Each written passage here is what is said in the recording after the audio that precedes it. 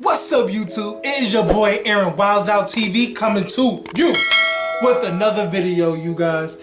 In this particular video, we will be discussing Chasing Atlanta episode 4, 3, whichever one. It will be in the description, okay? Hold on, you guys. Got all my notes, Look at this, look at these freaking notes, you guys. Alright, let's get this review started, okay? Alright. The show started off with Q handling his business in LA, being a great host for AfterBuzz TV, which I watch. I love AfterBuzz TV. Yeah. And he talks about moving out there, you know, with all these new opportunities that keeps popping up for him. I'm so proud of Q. Q is a good looking brother. He deserves so much in life. So kudos to you, Q. Next scene, in that same scene, we have Q calls up Lauren to check on her, and Lauren tells him that she's moving to China, and which shocks the fuck out of Q that she's actually moving to China. Like, you know, not in the States, but is like literally in another continent. Yeah. Q tells her that he's moving to LA, you know, and they just fall out and laugh about, you know, what's gonna happen to the girls in Atlanta. That was cute. We then move on to Dominic and his boyfriend. They are planning their life out for 2020. They talk about engagements, making money together, also family shit. Dominique brings up that he discussed that his mom kicked him out at 17, and him basically raising himself, which no 17-year-old at that age should be taking care of themselves. So much respect to Dominique on that, but is you know, and we come to find out that the boyfriend mama don't even know he's gay, which okay, alright. You know, I don't believe that, because I feel like deep down, like, kids always show signs that they're different from other kids. So maybe that's Dominic's boyfriend. Okay, so we get off that scene. We have T.S. Lil Kendra, what's gooey? Next performing at some underground club. I think she did amazing job. But I will say a little critique, Kendra, in the beginning, you were a little stiff with that spin. When you're trying to do the moves and you did the spin, it's kind of like you were falling over. Like you was about to fall over in them heels. Cause I don't, you know, that's a little critique, Kendra. No shade, no tea. Just a little critique, baby. But other than that, you did amazing, sweetheart. Alright, next, we move on from that scene. Oliver and his mother. His mother comes to pop up for a visit to see his son, because Oliver has been traveling all over the world, going this way, going that way. You know, just get into the bag, baby. Just get into the bag. But this scene, I have to say this. Fuck you, Oliver. Like, literally. Because you made me cry in this episode. You made me cry at the scene when you was in the confessional scene, because your mother had an accident, and you were mad at her because she told the people not to call you, and you reminisce on the what if she had passed, and you told them not to call you, and baby, I broke down. I literally did, because it just brings me back to where I was when I heard my mom passed. And it's not something similar. It's nothing similar, but it's the fact of losing a parent is actually very emotional. It sticks with you. You know, like, it sticks with you. Like, that hurt sticks with you. Like, no one is prepared to lose a parent.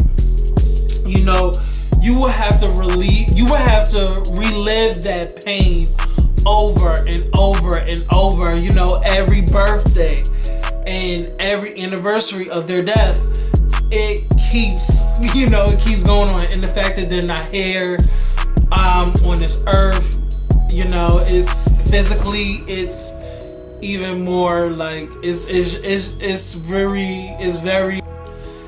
very emotional for me to even talk about now. I don't, you know, like, sometimes I don't like to talk about it, because I would just instantly, like, break out in tears. So, you know, I'm so thankful that your mother is okay and in good health. She's still laughing. She still has that personality. I love the mother and son dynamic between you two. Love it, love it, love it. And then what I didn't love is the fact that we still talking about this Q fallout, child. And Oliver, baby, at this point, I am tired. I am tired of you being the only one who is talking about this situation. I know that you're in the situation, but baby, what I'm gonna need for you to do, I'm gonna need for you and Q to sit down and talk it out, get over it. Like, I need y'all two in the same room to talk it out and get over whatever fallout y'all have. I feel like your relationship is better than this. To keep talking about it over and over and over is like, it's annoying. It's annoying. No shade, no shade. I just need y'all to literally, like, talk about it before, like, because if Oliver, if you talk about it again, listen, baby. But I get it. You're gonna keep talking about it. Okay, fine. Until, you know, Q comes in and just shuts all that shit up and basically, like, listen, don't talk about me. Next thing we have is Lauren handling her business in Shanghai. I'm actually super proud of Lauren. I actually love the fact that we get to see her handling her business in another country. I wish her nothing but success. Like, keep doing your shit, Lauren. You deserve everything God is blessing you with. All right, we're gonna move on from Lauren. Oliver is gathering the girls at his home for a feast. Rico shows up, Troy shows up, and Dominique shows up. And when Rico shows up, Troy is crushing on Rico, something serious, child. Understandable, Troy, because baby, I was too. Listen, I love me a dude with a full-on beard. It is literally my kryptonite. And if they're bald, that's even more. All right. Troy brings up little Kendra diss track. Oliver totally laughs it off and still continues to say that he does not have a problem with her. She has a problem with him. Okay. Oliver then peeps the biasness that Troy is giving at the moment, and basically he feels that Troy is definitely Team Kendra. Then, you know, Lauren's name gets brought up. Troy and Dominique instantly bonds over the dislike of Lauren. And the baby, listen, a friend like Oliver is something that you need, because baby, Oliver checkmate all those bitches. Basically got Lauren on FaceTime and bitches got hushed. You can hear a pin drop through the whole entire thing. That baby, they were on hush mode. I live for Oliver. Great friend. Great friend. Dre, August, and Sherrod should take lessons from your handbook of friendship. Just saying. Alright? Okay. Troy Christmas party. Baby. It comes up. And Yogi Bear is the first to arrive, you know. You know, he always got to get the honey first, always got to get the meat first, always got to get the food first. He always has to arrive first just to get his plate first. You know, he's a big old bear. Boo-boo, what about you? Yes, Yogi Bear, yes. But let me let you hold something, Yogi Bear. First off, you dumb bitch. Don't attend a party without the person that invited you in the first place. Get it together. But I get it, you're on the show, you know, stuff is set up. But just, you know, honestly, that was a dumb bitch moment on your part, sweetie. Everyone starts to arrive. Troy talks. Wait, sidebar. What was this little situation between Dominic and Yogi Bear here?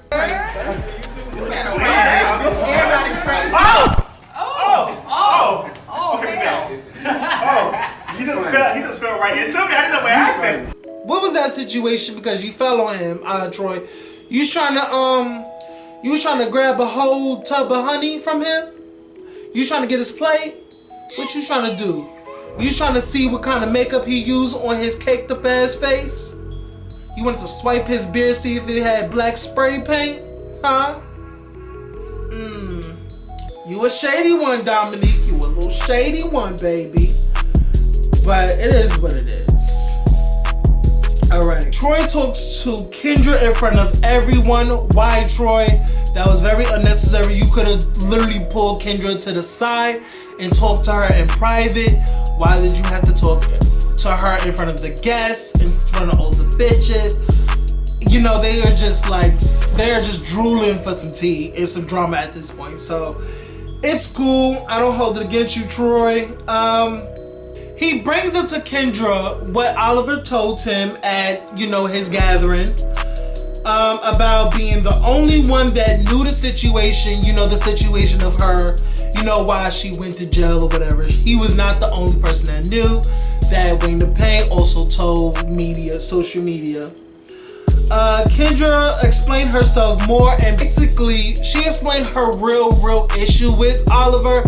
Basically, Oliver is trying to sabotage her career, is saying that she was late, she was this, basically like just throwing dirt on her name, you know, saying she's not professional, she's not this, she's not that, and just throwing salt on it, lowballing her. It's a whole ordeal. But if that situation has happened, I get what little Kendra is like, girl, fuck, we're being friends. Don't sabotage my career. This is my livelihood. I do music for real, and I respect that from Kendra. I really respect that from Kendra. Oliver then shows up. Troy goes outside to greet him at the in the parking lot, and proceeds to tell Oliver that he was brought up. His name was brought up, and you know, okay, moving on, because he totally last. He was like, you know, I haven't made it into the party yet. Why am I being discussed? I get you, Oliver. I get you. Oliver then comes into the party, greets everybody but Kendra. You know, and then we get this little hilarious scene with Oliver and the girls talking in the kitchen, and Yogi Bear name pops up, and Oliver was like, who? Didn't even know who the bitch was. You're not important, you're irrelevant. But I find it so hilarious that I'm not the only one that peeped it.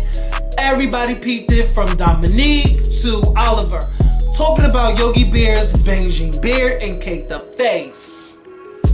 You know, the face that he says that he has great skin, but continues to cover it with makeup. That's sad. Just saying. And what's even more funnier is that, come to find out that Yogi Bear was another fan of Oliver Twist. And the Big Bear, you know, took a heavy liking to, you know, Mr. Oliver. But Oliver access denied that ass. It's pretty funny. You know. Anyway, moving on. They start to play the game. Everyone but Kendra is having a good time. A question gets asked to little Kendra, which Kendra responds with fake ass bitch. Which, you know, we all know that you know, it's towards Oliver. You know that we all know that was towards Oliver. Let's be real. Oliver then commits to get up. Talk to Troy, he's like, baby, not today. I'm not gonna do this with Miss Mamas. Oliver gets up to head stage left and commits out the door. We have Miss Winnie the Pooh. You know, he want to be peacemaker. You know, he didn't get enough peacemaking when he slapped that makeup on and sprayed that beard. But that's another conversation. Winnie the Pooh recommends Oliver to have a conversation with Kendra, which Oliver keeps saying that, you know, he can have a conversation with everybody. It's not a big deal. He don't care that much. Yes. So, Kendra comes out to have a conversation with, or lack thereof, conversation with Oliver. Oliver says, hello, Kendra. Kendra then responds with, hey, Olivia. You know, Kendra is just literally posted up there with her arms folded, you know, just standing, you know, having a little tantrum like a little ass kid. But that's besides the point. Yeah, let me get back to where I was. But let me just say this. I have to agree with Oliver that if Oliver would have called Kendra, misgendered Kendra, he would have been crucified, hung up to the cross, and you know, stoned to death. But Kendra gets to do it to him and misgender him. I agree with Oliver. Like, first of all, everybody needs to respect one another. No matter if we're in a heated battle, we all need to respect one another. Stop misgendering our gay brothers and sisters. There's no need for it. Respect one another, identity and sexuality, and let's just have at it. Let's just have, you know, be one happy gay family. Great, good, cool. The conversation is not going anywhere, child. Oliver made this comment, I will bury her ass. And baby, that set Kendra off. And respectfully so, because baby, who are you trying to bury? So you trying to kill me? Is that what you trying to do? You trying to kill me? Bitch, I'll kill you before you ever kill me. So, Oliver, that was a no-no. Baby, you put that threat out first, girl. Yes, she was disrespecting you, you know, misgendering you. All that is not okay. I'm not excusing her. But baby, when it comes to threats, she didn't threaten you. She didn't threaten you, baby. She didn't. So, in my opinion, you put out that threat first. So, whatever Kendra does till this point on down, within the episodes, baby, it's pretty much valid because you threw the first stone, baby. You threw the first heavy, bloody stone when you threatened her. And when a bitch, listen, we can go back and forth all day, but once you threaten me, baby, that's off the table. That's off the table. Now you want to fight. Now you trying to take my life. I'm going to take your life before you ever take mine. So, on that, you know, it is what it is. That's all she wrote, folks. That was the ending of the episode. Yes. Please like, comment, and subscribe. Please click that notification bell to be notified when I upload another video. And follow all of my social medias in the description below. And guys, I will see you in the next video, okay? Bye, guys. Woo!